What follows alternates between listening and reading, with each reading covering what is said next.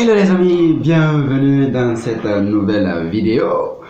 Bienvenue aux nouveaux et aux anciens. Aujourd'hui, nous allons tout simplement parler, comme vous le savez très bien, de cette question même de lecture. Parce que très souvent, tu entends, on dit qu'il faut lire, il faut lire, il faut lire, il faut lire. Vous allez voir les gens, chaque jour que Dieu fait du 1er au 31, ils sont là avec des documents en main. Ils lisent, mais ils sont toujours au même niveau. Ils sont toujours au même endroit. C'est-à-dire qu'ils ne prennent jamais d'action.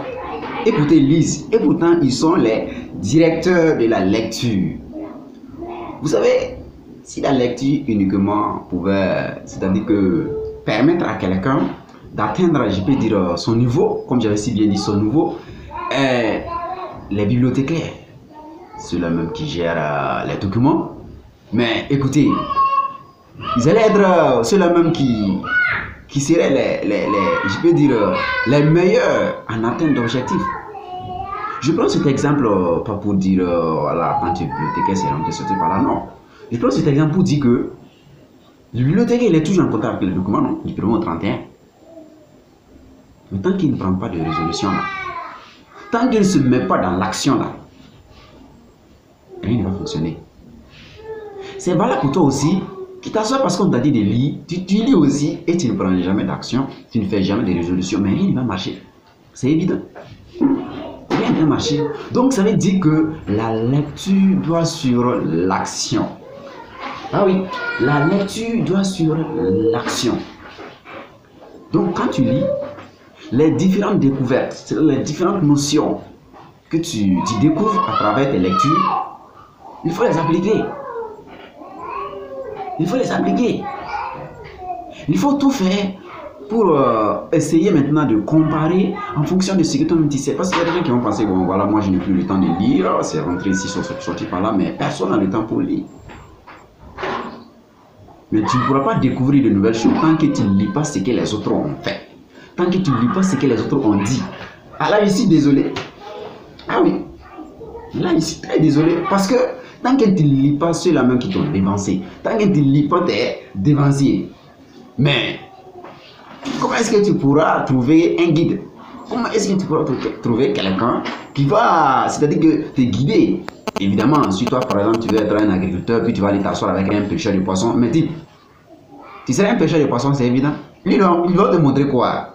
Lui, il est toujours au champ. Toi, lui, il est toujours, c'est-à-dire au marigot. Il est toujours à la rivière. Lui, il cherche des poissons. Toi, tu veux cultiver. Et tu vas t'asseoir avec celui-là qui va toujours au marigot. Et tu veux être agriculteur. Vous voyez? Donc, ça veut dire tout simplement que très souvent, tu veux devenir la vraie version de toi-même. Et tu vas te faire accompagner par quelqu'un, par exemple, qui n'a jamais entendu parler d'une notion qu'on dit d'entrepreneuriat comme ça. Tu dis l'entrepreneuriat. Quelqu'un va te dire, mais l'entrepreneuriat, c'est quoi? Ouais. Tu dis par exemple, moi je vais me lancer dans la crypto-monnaie. Là, tu dis, crypto-monnaie d'abord, c'est quoi? Et pourtant, c'est sur cette personne-là que tu comptais pour pouvoir avancer. Vous voyez? Donc, il faut t'attendre simplement à un découragement total, phénoménal. Donc, tout simplement, il faut dire qu'il faut mettre, c'est-à-dire en tête, il y a, un changement de paradigme à faire. Il y a un changement de paradigme à observer. Il faut changer les tendances. Il faut changer ta façon de réfléchir. Il faut changer ta façon de voir les choses. Sans ça, vous pensez que nous sommes toujours au XVIIe siècle. Et pourtant, nous sommes au XXIe siècle. Le siècle de toutes les possibilités. Le siècle où tout est possible. Peu importe ce que tu fais. Peu importe ce que tu veux devenir. Tu vas devenir dans ce XXIe siècle. Oui, tu vas devenir dans ce XXIe siècle. Toi, tu es là, tu es un jeune. On te parle de la blockchain. On te parle du trading. Tu dis, mais et pourtant, nous, on n'a pas vu ça en classe. Mais évidemment, vous n'allez jamais voir ça en classe. Oui, vous n'allez jamais voir ça en classe. Toi, tu es à l'école là-haut. C'est plus faire quoi? Tu pars à l'école, mais tu pars derrière l'école. Ce que l'enseignant ne te donne pas, ce que l'enseignant ne te dit pas, tu ne connais pas ça. Et tu viens t'asseoir, tu dis que toi, tu pars à l'école. Tu pars derrière l'école. Tu ne pars pas à l'école. Tu ne pars pas à l'école. Ce que l'enseignant te donne là, c'est petit. Le reste là, ça dépend de tes recherches. Ça dépend de tes recherches. Donc il ne faut jamais mettre en tête que la connaissance est limitée. Non.